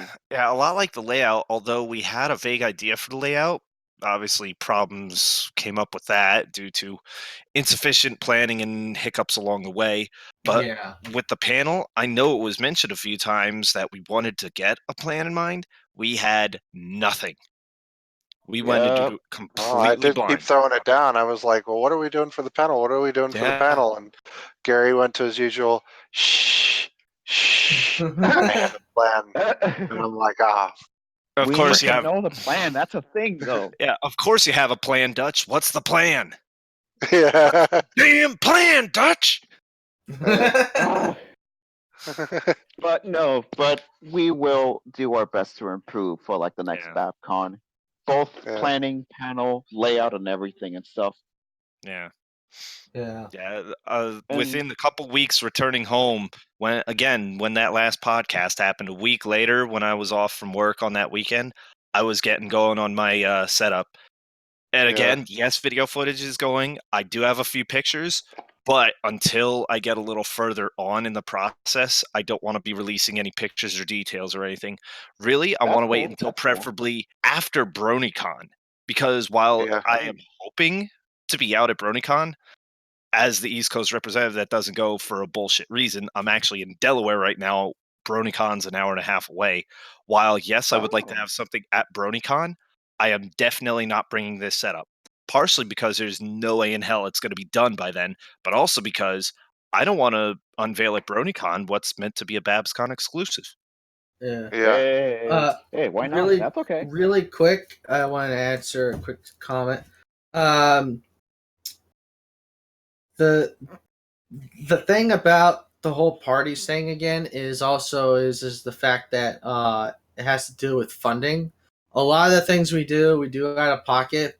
So like it partially comes out of mine, partially comes out of the other guy and the other that guy. is the other thing with those parties is all the alcohol, all the drinks provided, those all come from the people throwing the party. Yes. And because of the nature of the state of California, they can only be given away, not sold. Yeah. Technically, people aren't even supposed to have tip jars. They allow them because it's like, oh, it's a quote-unquote generalized donation. You know darn well and good what it's for. It's not required, but it's illegal to be paid for alcohol at a party. So that means that anything that we would bring, one, we would need to have an idea of how many people would be there. And two, we would need to have the right alcohols. If you've been to any of the parties at BabsCon, especially the parties like what the Klingons have, you see the size of their bars, the number of different things they have. The best we could probably do is a couple different liquors and a couple cases of beer, and that's probably all we'd be able to afford. Yeah. And no lie, we pretty much stretch our funding just to be able to go and stuff and have like somewhat enough That to too, survive. and we'd have to have somebody who knows a thing or two about bartending as well. Yeah. Yeah. And while we have a couple people that we know that we could talk to, they're all so busy with the convention that they're pretty much right off. So, yeah. Your best bet if you're trying to do a party is, and we could probably talk with the BabsCon staff about this, is depending on who is at the Silver Span Salon thing. Obviously, we'd want to check that everybody's 21 plus before we go popping bottles, but that'd probably be your best bet to share a drink with us. Either that or off the cuff, you say, hey, let's go meet up down at the bistro and we could all sit at the bar and share a drink or something. But I think that would probably be a better scenario, in all honesty. Just meet up at the bar and have a drink that way than trying to do that in the meet and greet, because I don't want to make it so that the meet and greet has to be strictly a 21 and up event. Yeah, while because they it's not meant to be that. While they do have the signups for the event, as long Yeah. as it's not overfilled, as long as there's still spots left on the list, in Yeah. theory, somebody might be able to still walk in as long Mhm. as the community guests are there, like this Yeah. week. Yeah, yeah. So it's fully possible We'll that even if we card we'll see what everybody, because happens. like, oh yeah, we'll have drinks there, because why not? And then all of Yeah. a sudden you have some kid who's 12 years old is like, yes, trains, and he walks into a room full of grown ass men drinking and chatting, shooting the shit. How do you think that's You know going to what go just? over? You know what crossed my Yeah. mind Not only though? that, I don't think Babs would allow that to play out that way No. Well, because I it'd be an mean, official establishment of their convention. Yeah. So that's the other thing. The parties that go on, even though BabsCon kind of like is like, yeah, we got parties going on. They don't really individually endorse any particular party.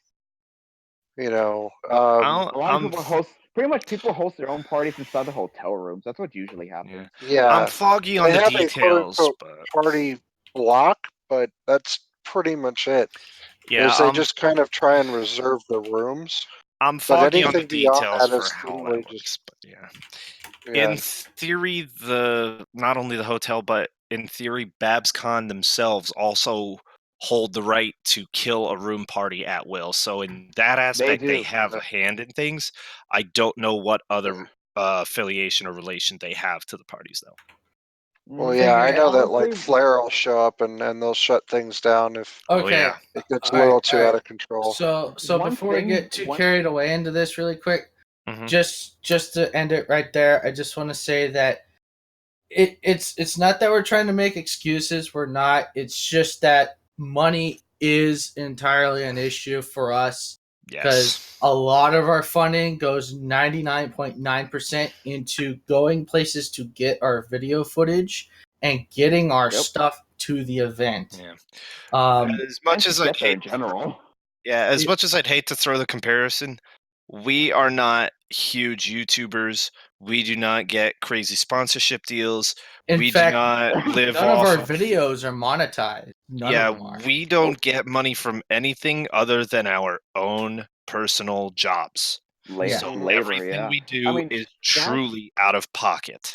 Yes, it that's how I really was able to is. do the 4014 trip. All that I spent for 4014 was everything from my job. Everything was Hmm. saved up Yeah. from working. And Um, also, I did actually have a mini piggy bank to I save up I for wouldn't tips and stuff. I wouldn't rule it out, but as of right now, in terms of how we are, isn't sort of something that's in the foreseeable future. But Yeah, The if thing and is, though, whenever it does, it will be known. And that's all I want to say about it. I get the distinct feeling the easiest thing is probably going to be just meeting up at the bistro, just booking a table towards the back, a bigger table, and saying, hey, we're just going to be here for an hour or so in case yeah, anybody that wants to works. come and share a drink. Oh yeah, Yeah. figure kind of like how like some of the VIPs do it with their meet and greets. They go to a restaurant and stuff.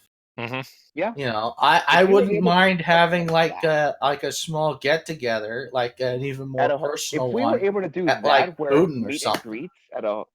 meet and greet at a restaurant and just sit down on the table with the RB and stuff, have a drink together and all that, that'd be okay. Ideally, it would want to be somewhere within very short walking distance, if not at the hotel itself. That way, you're not Yeah, of going course. well out of the way to try and get to it. We're going to want to make Yeah. it accessible. I feel like the real party is at the layout because that's where we get everybody to come in and see. Yep. That alone is a party. I still have in an open tab that picture of Mike Vogel looking just absolutely awestruck. I saw that picture. That made my heart warm up. I'm It's looking good at to it see the right owner like now that. and just looking at his face like we made a man, a fully grown man, feel like an 8-year-old. I His felt like that at face, Beautiful. 4014. that face is just a face of pure joy, like this is what I've needed in my life. All the That's stress how just you know you did melts it right. away into this is the coolest thing in the world. That is Hmm. exactly what I felt when I saw 4014, spending time with it. All of my worries and stresses have just left. I left it all in California, I and I was really just hope there, just like, I just so hope he's going to be at BronyCon, or that he's at next year's BabsCon. Ideally, if he's at BronyCon, I would love, because I have the Train of Memories, all those cars still to be signed. I'm just gonna bring it up, set it right in front of him, and just say, "You remember me? You remember us?" How And much? I guarantee it's gonna take half a second before. You're the guys with the trains. Yes. How much do you want to I'd love bet to see that. that Mike Fogel makes a return to Babs next year solely because he wants to come see us again to run trains? Because The thing is, I told him I'd have a controller for him. like, if you remember from what we were talking with Sophie about, a lot of these guys can say they want to come, and there's a lot of people who want to come, up to and including the likes of Christine Chenoweth. It's all about the money.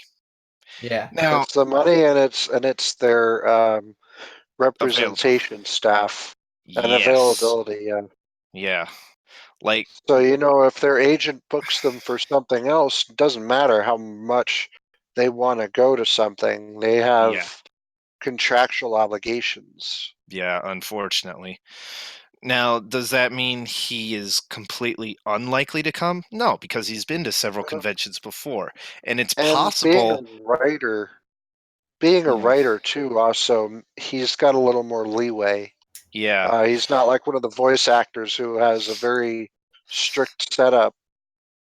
yeah, He's yeah. He's a little he's a bit. writer, so He's got a little bit more of that freedom to it. Yeah, like you were saying. So, whether or yeah. not he will show up, I do not know. I really hope so, because quite frankly, if I get a hold of him at BronyCon and I can get something set up, if I can get it, if I can do a layout on like Friday or Saturday, and he's there, if he's announced, if he's there Thursday or Friday, it's just a matter of swinging, get the car signed, say, hey, if you've got some free time, here's where we're going to be. I will have a layout set up that you can try running. I would love to Oh see my I God. would love to see his grown man face go to 8-year-old mode again, and just go, ah, really? I'm always an 8-year-old. Hey, I'm always an 8-year-old mode. Ask my girlfriend. Oh, God. You've got the 8-year-old face to you all the time. Yeah. Yeah, I'm one to She loves talk. it. I know how bad I am, shaved faced. Oh, it's ugly. Kind of like Gary. There's just some people that shouldn't get their hair cut or shouldn't have their beards trimmed at all. But once we're done on the air here, I'm going to need to tell you a story from something at my actual job that happened. But Oh, yeah, gosh. it'll be for in a little bit. Anyway, it's now approaching, what is it? I believe 10 It's o'clock you guys 10:08 time? right now. Yes. Yeah. I know we didn't start until around 8:30. Yeah. So let's go a little longer until 10. There is there's one little something I'd like to talk about. Sure. And stuff. So okay.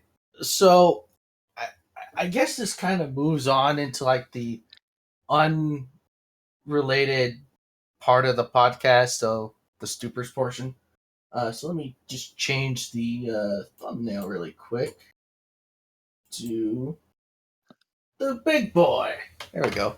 Yes. Um, Who speaks of my boy? My Uh, boy. who in tarnation is paying for the gas? Anyway, so What dang tarnations are you talking about there, Sonny? I went out to the desert yesterday. Oh yeah. Uh-oh. What were Boy. you doing out? Oh wait, no, wait. You already told me what you were doing. Never mind. Yeah. I won't go into the full details out there because of the nature of the podcast. But what I will say is that it was pretty fun. I had my actual first time of actual four-wheel driving, not four-wheel driving on just soft dirt and flat ground. This was the real deal, middle of nowhere, in the middle of the Southern California high desert. Oh. I was in an rough area of where I was just south of Edwards Air Force Base called High Vista. and it's a beautiful area out there. It looks flat from above until you're on the ground and you realize that it's all just rocky terrain. It's just beautiful out there. So on the way out there, I'm driving my Suburban, the same Suburban that I drove down Lombard Street. And it's a full size SUV. So I'm going down this road, and it didn't dawn on me right away because it's a very long dirt road. Dirt path, very long, very wide. Looks like you could fit 3 vehicles across it at the same time in one direction or opposite directions. So it was reasonably big. However, as I'm going down this road, I'm going like 50, 60. It's a non-city sanctioned road. It's dirt. So it's not on a paved road. So there's no speed limit signs. So I'm going about 50, 60 miles an hour.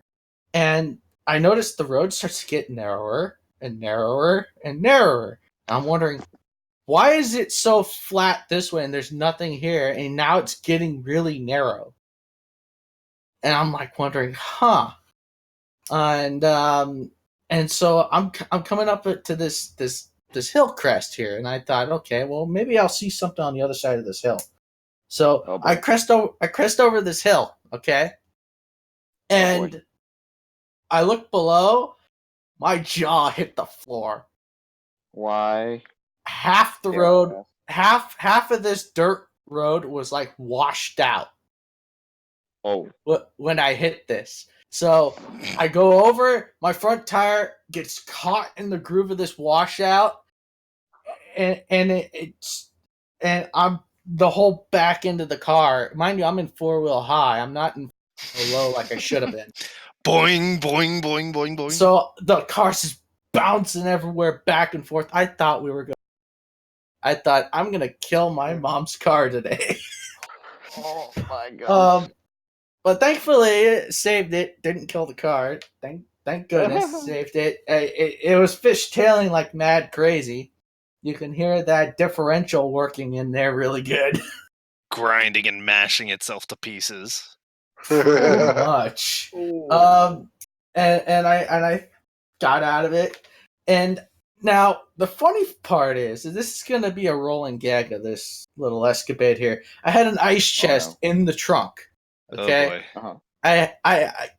I had some cans of soda, had some bottles of soda, some water bottles full of ice, like you would normally have for taking a small drive or a trip.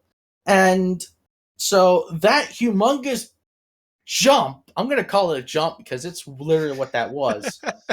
That humongous jump, as much as this thing was rocking back and forth, it did not tip the ice chest.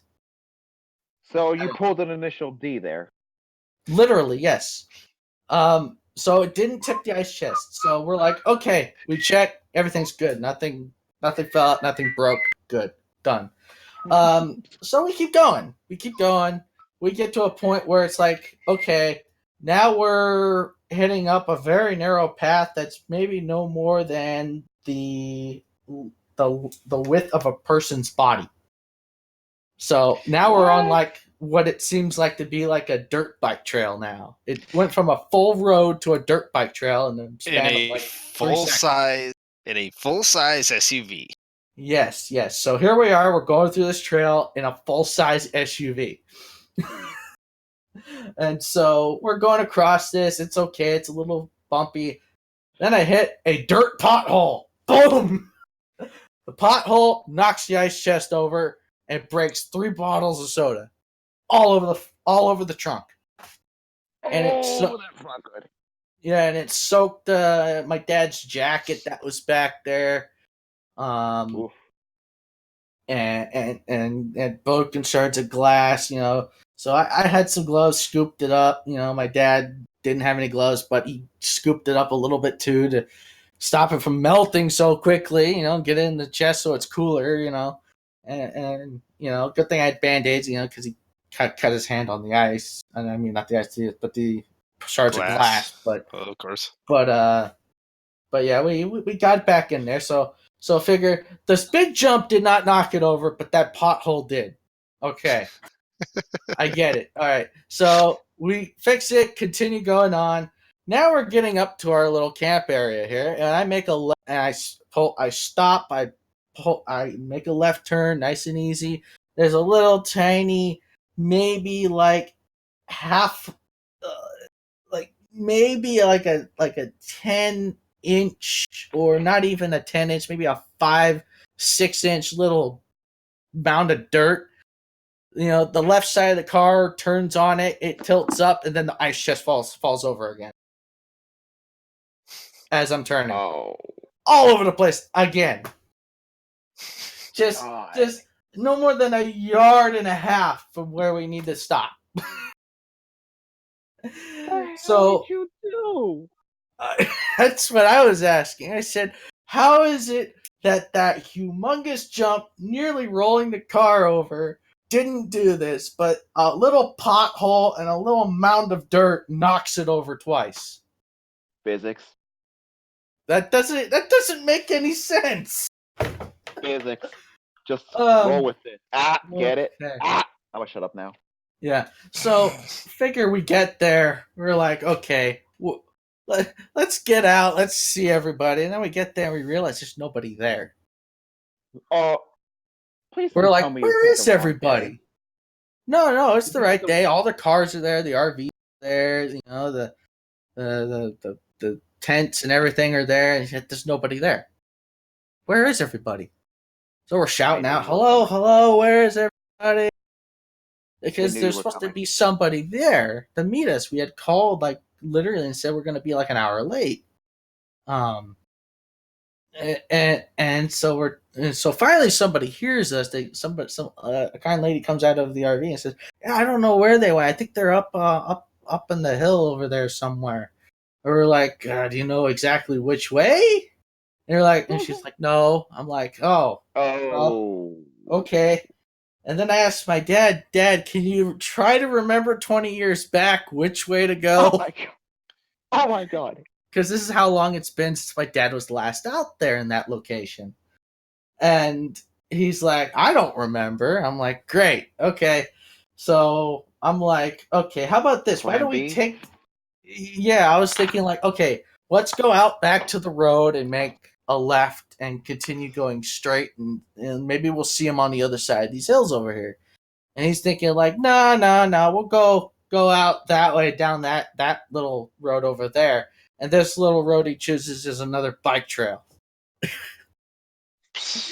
So it goes from this trail this time, narrow like before, to evidently to being nothing. No trail at all. And so here I am driving through bushes, driving through all this stuff, trying to get to this place, scratching the paint, and oh my goodness. And finally, I get over the first hill and we see everybody. And the main thing, we get out there to go see, and we miss it by a few seconds. What were you going to see? We were going to see a private, what's the word? Those little hobby rockets. Figure what we did. What they did was one of my dad's friends sadly passed away last year. And his dying wish was I want you to put some of my ashes into one of these bottle rockets and shoot it off. And, it's one of my dad's best friends. So we were like, okay, well, let's go out there and let's try to get there in time. And so we did. We crest the hill, and as soon as we crest it, we hear the boom. And you just see this big plume of smoke. Oh. We didn't even get there in time to see it go up. And we just hear the boom and smoke.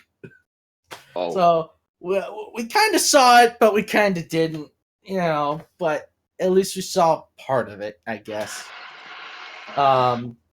So continue driving up and figure each of these hills, that the first hill we're on, not so bad. Second hill, it's a lot taller. Third hill, Oh. it's like so steep. It's like bumpers hanging off one side, the hood's hanging off the other side. So it's really steep, and there's like 4 or 5 4x4s up here with this like this 4-wheel all-wheel drive SUV that's not even lifted for off-road. Oh God. And as I'm driving up this thing, there's this rock, a really big rock, and I'm thinking like, oh man, that might hit the bottom there. I don't know. My dad said, don't worry about it, just go. I'm like, okay. So I went, and all I hear is a big clunk. It hits the plate under the oil pan. Thank God the skid plate was there, because this rock was so gnarly, it put a 10 or 15 degree bend in the middle of this pan. Not the pan, but in the middle of the plate. And so when you look under the car, it's got a 15 degree bend on both sides from the middle, from where I landed on it. Yeah.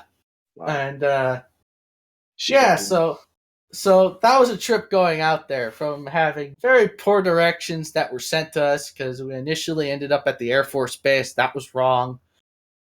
Then we took a road, I guess the road too far, made a wrong turn, and ended up where we were. We had that jump issue.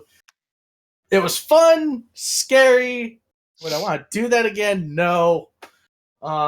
If I did, because you're gonna pull your head out of your ass and you're gonna rebuild the green truck into a monster, an off-road monster. Oh, I'm not using that for off-road. No. Yes. Maybe in the future, like, yes. maybe. Just not anytime soon, no. Already he's like, yes. But no. Anyway, so it turned out great in the end. Talked to old friends and stuff. Then we left, and then right there and then, that's when the height of the night that was winding down had the train wreck of a lifetime, I will say. I saw that. I'm like, oh. The Suburban, I don't think will. Personally, I'm not holding my breath, but I don't think it's gonna make it out of this one. Rip its heart out. When we were coming off the freeway, coming into town, I had merged from the slow lane on the freeway to the exit lane, and I was like 3 to 2.5 car lengths away from this white van that was behind us when I merged in. And so I was like, okay, I didn't think much of it at all. I was like, I just merged in like anybody else would. There's an Oldsmobile in front of us. It's like a 1965 Olds or something. Very old, very old-fashioned. It actually was going a lot slower than us initially for the exit. It was going like 10 miles an hour slower than the posted exit speed. So he was going like 25 when we slowed down to 35. And so I had to brake a little harder than normal. But I checked my mirrors, and we're still a good 2.5 car lengths away from the guy behind us, so everything's good. So we finally get up to 35, and then I checked my mirrors, and this guy behind us is high beaming me, and I look at the mirror again, and I look in my side mirror, and this guy's on our bumper in this van. And I'm like, why is this guy high beaming me? Why isn't he just gonna step on his brake and decrease his speed? And then he decides to honk at me. I'm like, why is he honking? It's a 1-lane exit, and we got about at least 100 yards before the split for 2 lanes for left and right. And this guy decides to overtake me on this exit, taking the left side embankment that is progressively getting, the embankment of the sound wall that has all the bricks on the side. That the decorative bricks, and you have the sound wall separating the freeway from the housing and stuff like that. He takes this embankment that's like getting steeper and steeper and steeper at an angle, and drives over this thing, try to get in front of us, hits the back of the car, nearly spinning me out in a pit maneuver. I recover it, save it, and right when I recover it, he tried going further. And he hit us again, scraped against us, and right when I turned left to straighten back out, we hit each other. Right in the front where the driver's side tire is, like completely ruined the front suspension on it. The wheels point in two different directions. Oh God! And it's pretty bad.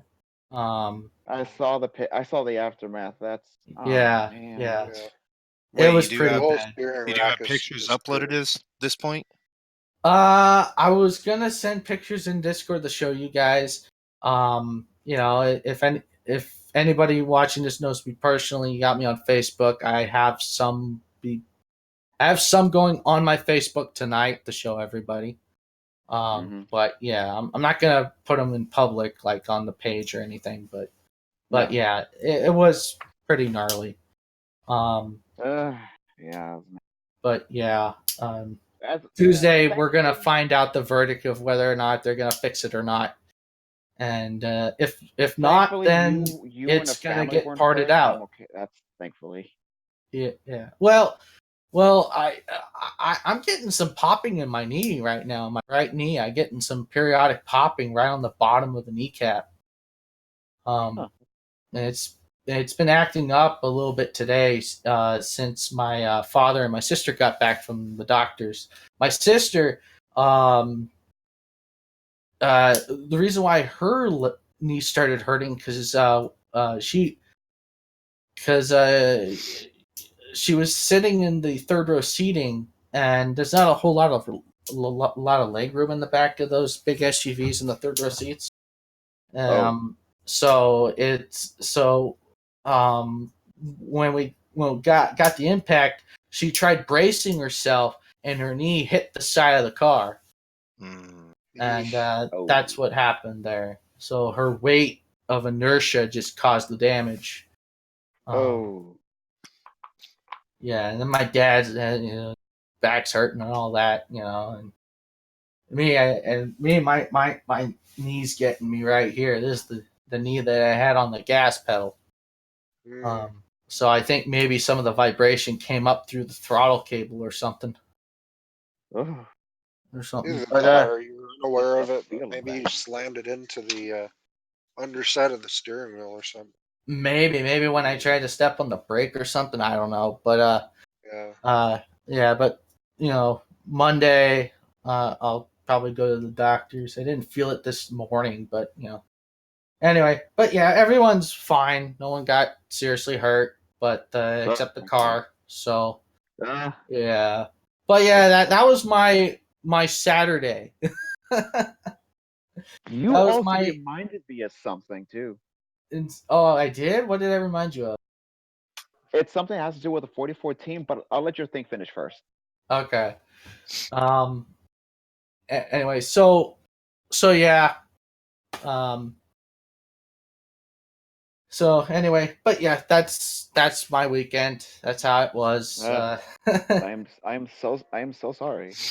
So anyway, but yeah, that's my little story there. Now, what were you gonna say about 4014 and what I reminded you when of? you mentioned about the guy's ashes being scattered and stuff, you reminded me of something that Lance Fritz approved, and he mentioned to everybody in the crowd when they were doing the 4014 844 ceremony thing.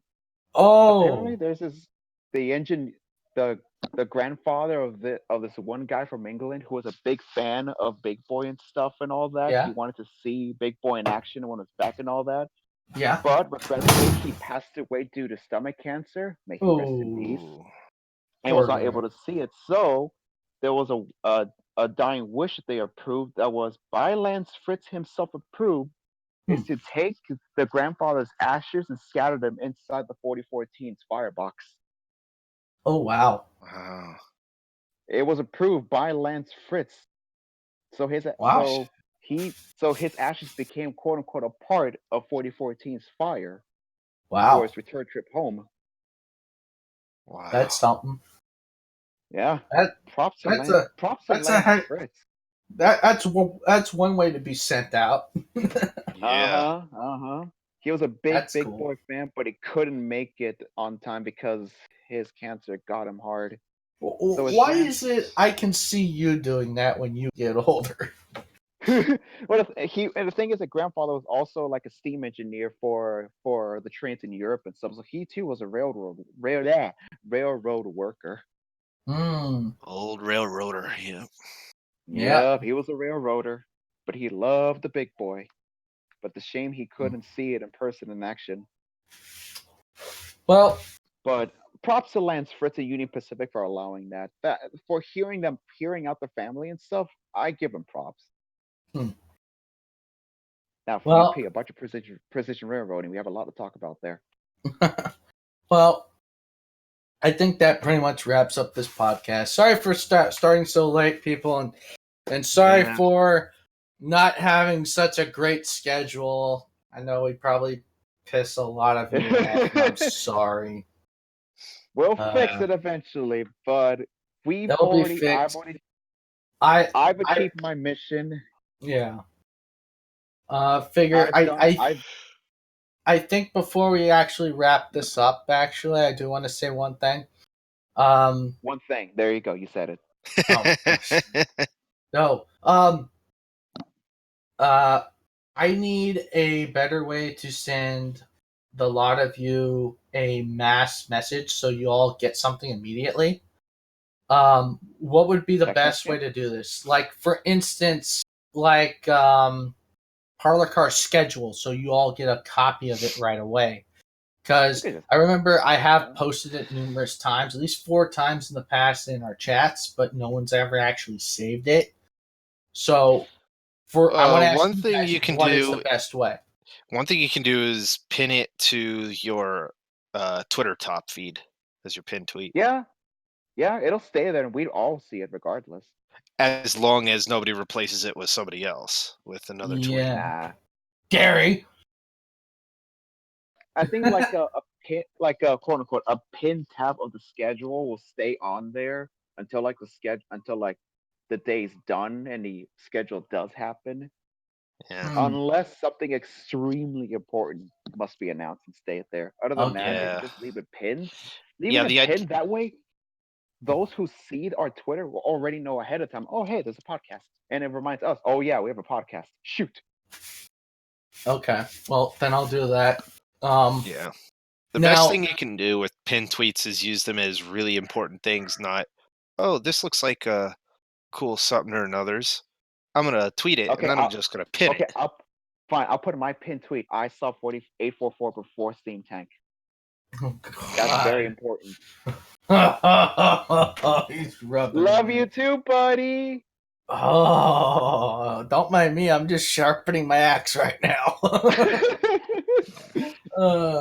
Anyway, okay. That's what my girlfriend does whenever I annoy her, and that's every day. All right. I love you too, sweetie. All right. Well, thank you for tuning in. Like and subscribe to all that shit. If you like and subscribe, all that stuff. We'll see you later. I saw 4014. Oh, hush you. All right. Hey, I didn't say 844. See you next time.